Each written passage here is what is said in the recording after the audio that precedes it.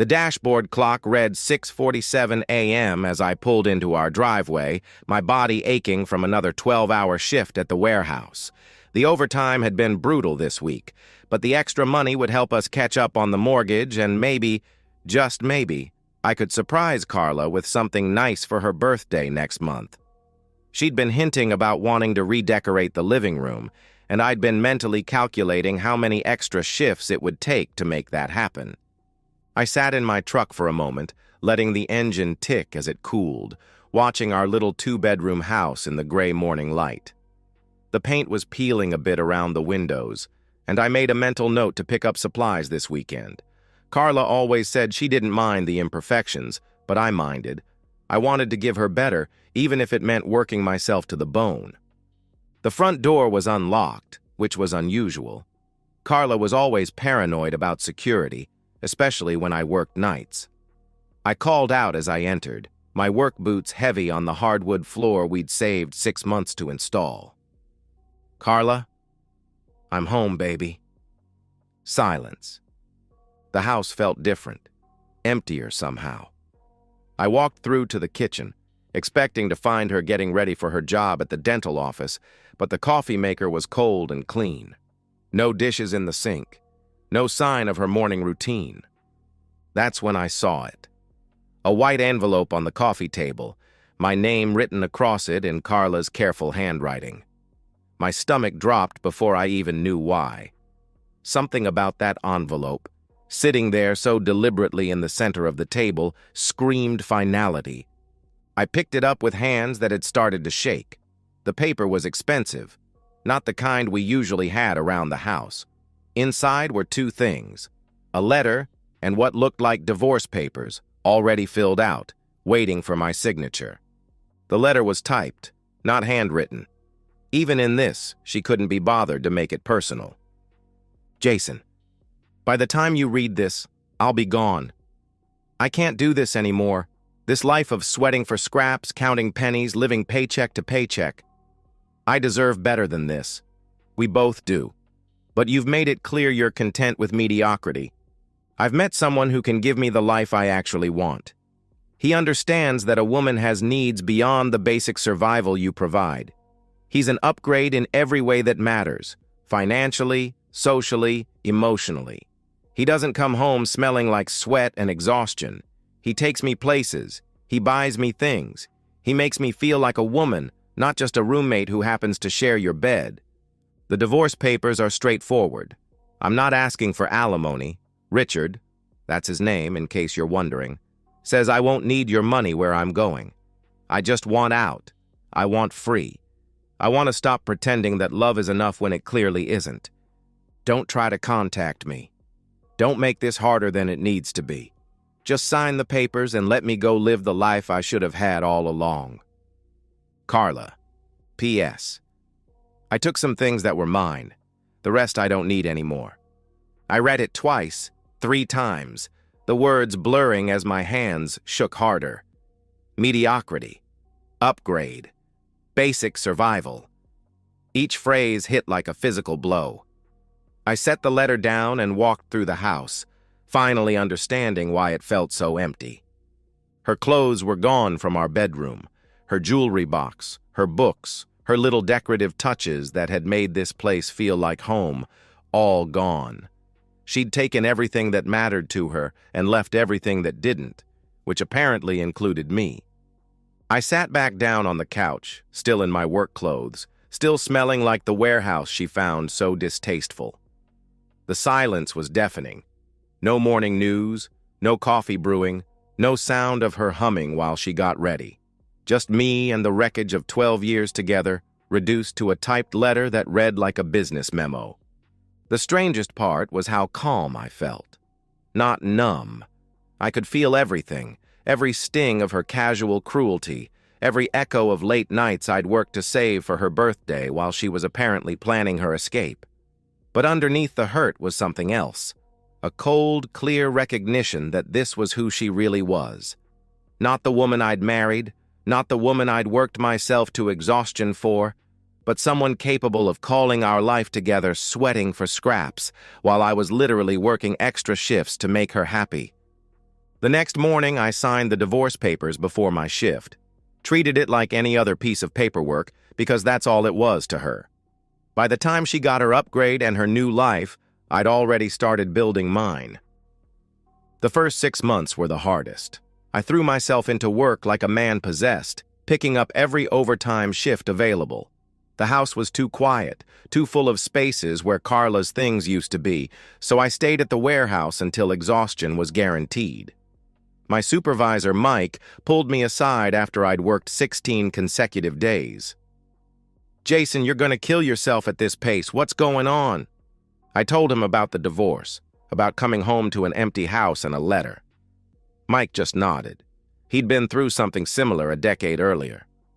"Look, I get it. Work's easier than thinking. But you can't run forever. At some point, you gotta face what's left and decide what you want to do with it." He was right, but it took me another month to admit it. The breaking point came when I caught myself checking Carla's Facebook page for the 3rd time that day. She'd changed her last name back to her maiden name and updated her profile picture. Her and some silver-haired guy in expensive clothes at what looked like a country club. She was wearing a dress that probably cost more than I made in a week. That night, I deleted my Facebook account. The house needed work anyway. I started with the bedroom, painting over the soft yellow Carla had chosen with a deep blue that felt more like me. Room by room, I erased the traces of our shared life and replaced them with something that was entirely mine. I sold the furniture that reminded me of her, kept what felt right, bought new pieces when I could afford them. The physical work was therapeutic, spackling holes, sanding walls, laying new flooring in the kitchen. It was honest work that showed immediate results. Unlike my marriage, where 12 years of effort had apparently counted for nothing. I started working out, not because I wanted to show Carla what she was missing, but because I needed somewhere to put the anger that still flared up at unexpected moments. The gym became another kind of therapy. Iron doesn't lie, doesn't make promises it can't keep, doesn't leave you for someone with a bigger bank account. 18 months after the divorce was finalized, my neighbor Mrs. Patterson knocked on my door, crying.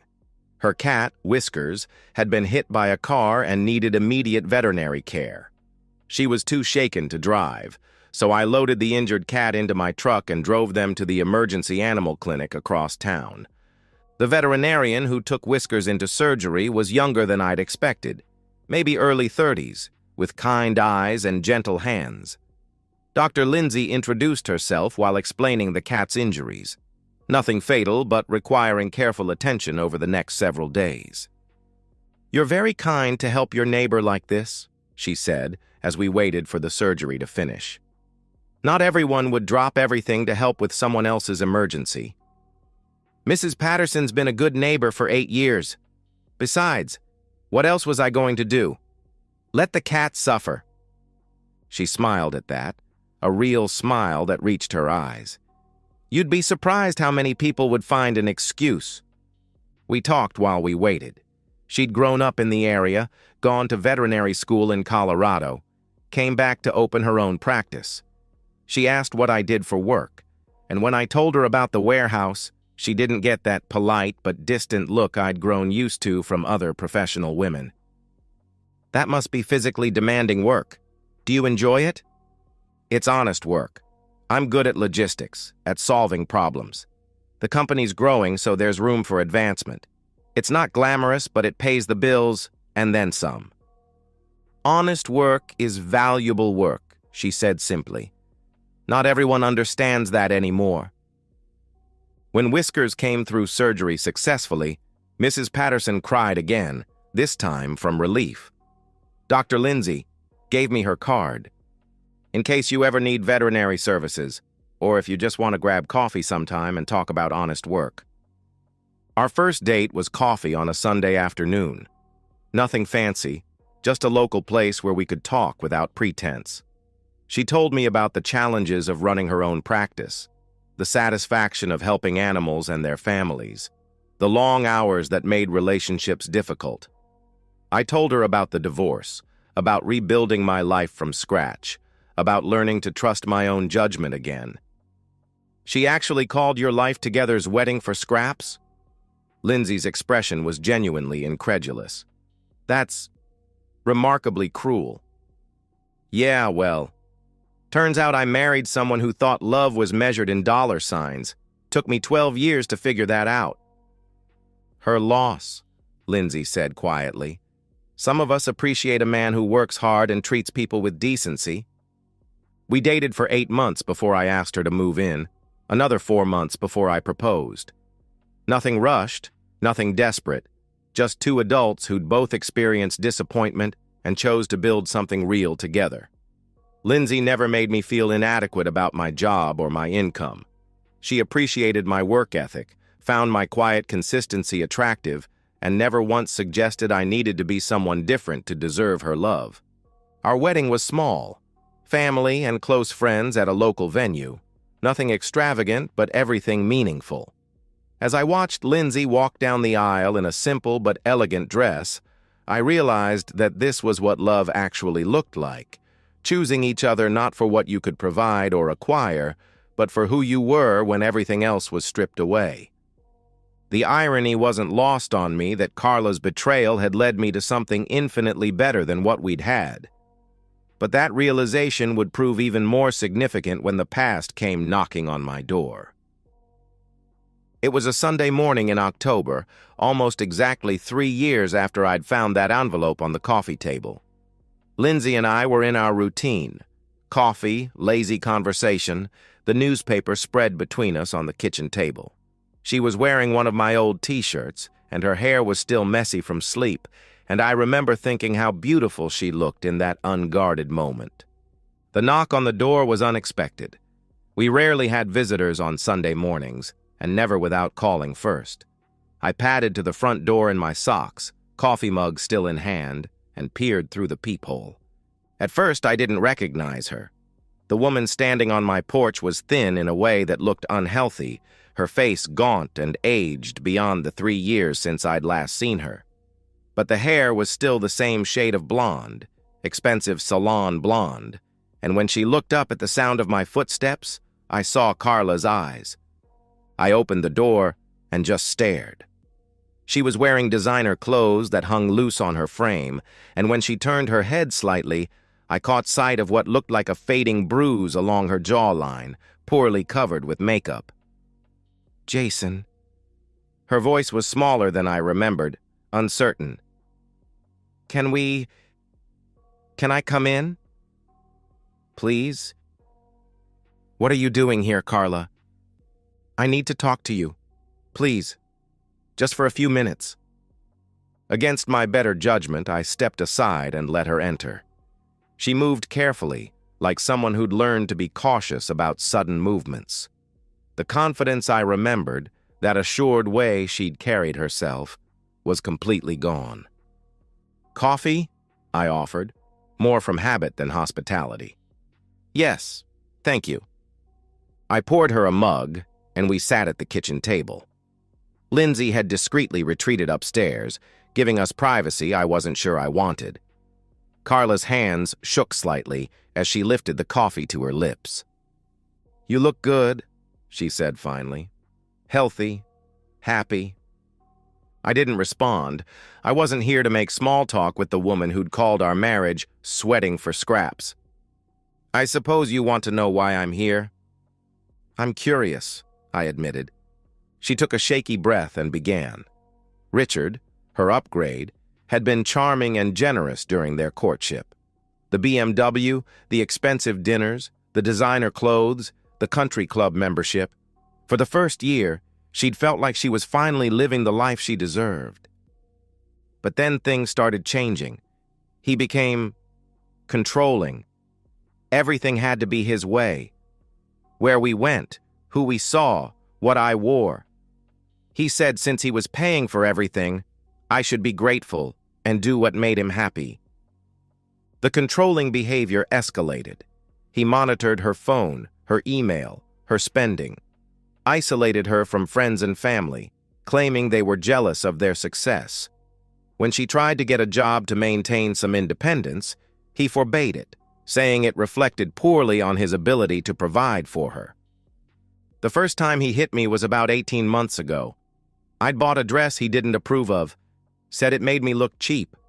When I argued, he backhanded me across the face and told me to watch my tone. She touched her jaw unconsciously. He apologized afterward, bought me jewelry, said it would never happen again. But it did. It got worse.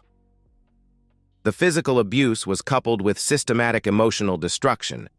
He called her stupid, worthless, a gold digger who should be grateful for his attention.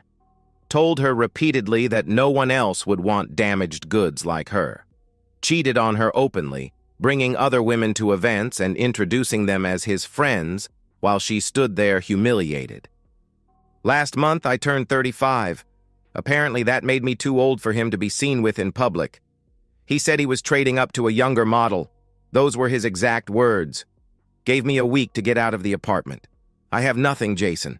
No job history for the past 3 years, no references, no savings because he controlled all the money. He discarded me just like... She paused, seeming to realize what she was about to say. Just like you discarded me, I finished. She flinched but nodded. I know I have no right to be here. I know what I did to you was unforgivable. But I didn't know where else to go. I studied her face, the hollow cheeks, the carefully concealed bruises, the desperate hope in her eyes that I might offer some kind of salvation. Part of me felt satisfaction at seeing her brought low, validation that I'd been right about what truly mattered. But mostly, I just felt sad for the woman who'd chosen status over love and paid the price. I'm sorry that happened to you, Carla. No one deserves to be abused. I made such a terrible mistake, Jason. I threw away the best thing I ever had for fool's gold. You were a good husband. You loved me. You would never have hurt me. No, I wouldn't have. But I also can't go back and be that husband again. She looked up sharply, hope flickering in her eyes. Why not? We were good together once. We could be again. I've learned my lesson. I know what really matters now. Before I could respond, I heard footsteps on the stairs. Lindsay appeared in the kitchen doorway, and the contrast was immediately devastating. Where Carla looked broken and desperate, Lindsay looked healthy and content. She was naturally beautiful in a way that didn't require expensive maintenance, confident in a way that came from inner peace rather than external validation. Sorry to interrupt, Lindsay said gently. I was just getting some water. But she moved to stand beside my chair, her hand resting lightly on my shoulder. Not possessive or territorial, just natural, comfortable, the unconscious gesture of a woman secure in her relationship.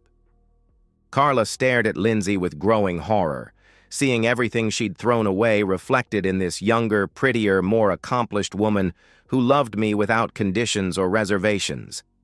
The irony was brutal. Carla had left me for an upgrade, and here was my actual upgrade, better than her in every way that mattered. You're remarried, Carla said, her voice barely a whisper. Yes, this is my wife, Lindsay. Lindsay, this is Carla. Lindsay extended her hand politely.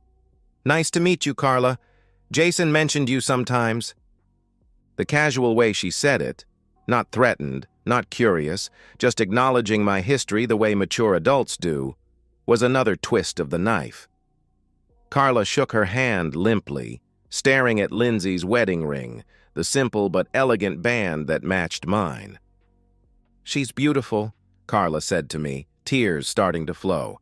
And young, and successful, I'm sure. She's a veterinarian, I said, has her own practice. Of course she does. Carla laughed bitterly. Everything I'm not. Carla, I said gently, I think you should go. Please, Jason. I have nowhere else to turn. I know I hurt you, but we had something real once. Doesn't that count for anything? I looked at this broken woman who'd once been my wife, who'd reduced our 12 years together to sweating for scraps in a typed letter, and felt something close to peace. You left me for money, Carla. I found peace. I think we're even now." The finality in my voice seemed to reach her. She stood on unsteady legs, gathering the remnants of her dignity. "I suppose I deserve that." "Probably. But I'm not trying to hurt you. I'm just being honest about what is." I walked her to the door, Lindsay trailing behind us. On the porch, Carla turned back one more time. "I really did love you, you know. I wanted more." "I know. But more of what you wanted wasn't what I had to give. Turns out what I had to give was exactly what someone else needed." She nodded, finally understanding. As she walked back toward a beat-up Honda Civic parked at the curb, such a far cry from the BMW I'd seen in her Facebook photos, I felt the last trace of anger leave my system. I closed the door and returned to the kitchen, where Lindsay was refilling our coffee cups. "You okay?" she asked. "Yeah, I really am." And I was. Carla's visit hadn't reopened old wounds. It had simply confirmed how completely they'd healed. The next few minutes unfolded like a slow-motion car crash. Carla remained frozen on the porch, staring at Lindsay with the expression of someone watching their worst fears materialize. Lindsay, completely comfortable in her pajamas and bare feet, moved through our kitchen with the easy familiarity of someone who belonged there completely. "Would you like me to make breakfast?" Lindsay asked me, already reaching for the eggs. "I was thinking pancakes since it's Sunday." The domesticity of it was crushing. Here was everything Carla had walked away from: Sunday morning breakfasts, comfortable silences, a partner who wanted to take care of you simply because they loved you, embodied in a woman who was objectively superior to her in every way. "That sounds perfect," I said, meaning it. "Thank you." Carla watched this exchange with growing desperation. "Jason, please, can't we at least talk privately? There's so much I need to say to you." "Carla, I think you've said what you came to say." "No, you don't understand. I've realized what I lost. What we had was special. It was real. I was young and stupid, and I made the worst mistake of my life." Lindsay glanced over from where she was mixing pancake batter, not with jealousy or insecurity, but with something closer to pity. She could see what I saw, a desperate woman trying to reclaim something she'd voluntarily destroyed. "The mistake wasn't leaving me," I said quietly. "The mistake was how you left me. What you said about our life together. If you'd just said you weren't happy, if you'd asked to try counseling, if you'd shown any respect for what we'd built together, things might have been different. I can show you that respect now. I can appreciate what you gave me. I was immature then, but I've grown up. I've learned what really matters." "Have you?" I asked. "Or have you just learned that the alternative was worse?" The question hung in the air between us. Carla's mouth opened and closed, but no answer came, because we both knew the truth. She hadn't gained wisdom. She'd simply run out of options. Lindsay started cooking, the sound of pancakes hitting the griddle filling the uncomfortable silence. The smell was warm and homey, another reminder of the life Carla had dismissed as inadequate. "She's everything I'm not, isn't she?" Carla said, her voice hollow. "Younger, prettier, more successful, and she loves you for who you are, not what you can give her." "Yes," I said simply. "She does." The irony is perfect, isn't it? I left you for an upgrade, and you actually found one. A real one. I looked at Lindsay, who was humming softly while she cooked, completely at peace in our shared life, and felt a wave of gratitude so strong it almost knocked me over. Not just for her, but for the entire journey that had brought us together. She's not an upgrade, Carla. She's just the right person for me. The person I was meant to find. After I cleared the way by being so spectacularly wrong about everything. Maybe. I don't know if I believe in fate, but I believe in consequences. You made choices based on what you thought would make you happy. So did I after you left. We both got what those choices deserved. Carla sank into one of the porch chairs, the fight going out of her completely. I used to mock your contentment, you know. Called it settling. Told my friends you had no ambition, no drive to be better. I thought happiness had to cost something, had to be earned through sacrifice and competition. And now? I asked. Now I understand that what you had, what we had, was priceless. And I traded it for fool's gold that turned to poison in my hands. Lindsay appeared with a plate of pancakes, offering them to Carla with genuine kindness. You look like you could use some breakfast. The gesture was so gentle, so unguarded, that Carla began crying again. This woman had every reason to be territorial, protective, even cruel. But instead she was offering food and comfort to the person who'd hurt her husband. It was exactly the kind of thing I would have done, the kind of basic human decency that had attracted Lindsay to me in the first place. I can't, Carla whispered. I can't take your kindness. I don't deserve it. Maybe not, Lindsay said gently, but you need it, and sometimes that's enough. Carla looked up at her, then at me, seeing clearly for perhaps the first time in years. You found someone who's not just beautiful and successful. You found someone who's genuinely good, someone who sees the best in people, even people who've hurt her family. I found someone who loves the same things I love, I corrected. Honesty, kindness, building something real together. Someone who doesn't need me to be anyone other than who I am. Everything I couldn't give you, she answered. Everything you chose not to give me. There's a difference, I replied. Carla stood slowly, leaving the untouched plate of pancakes on the porch rail. I should go. I can see that you're happy. Really, genuinely happy. And I can see why. She paused at the porch steps, looking back one more time. For what it's worth, I'm glad you found her. You deserved better than what I gave you. I just wish I'd been wise enough to appreciate what I had before I lost it. Take care of yourself, Carla. Get help for the abuse. Build a life based on what actually matters to you, not what you think should matter. She nodded and walked toward her car. No longer the confident woman who'd left me for a wealthier man, but not entirely the broken woman who'd appeared on my doorstep either. Maybe she'd learned something from seeing what real love looked like. Maybe not. Either way, it was no longer my concern. I watched her drive away, feeling nothing but relief and gratitude. Lindsay slipped her hand into mine. You were kind to her, she said, even after what she put you through. She's already been punished enough. Life took care of that without any help from me. Do you think she really understands now what she lost?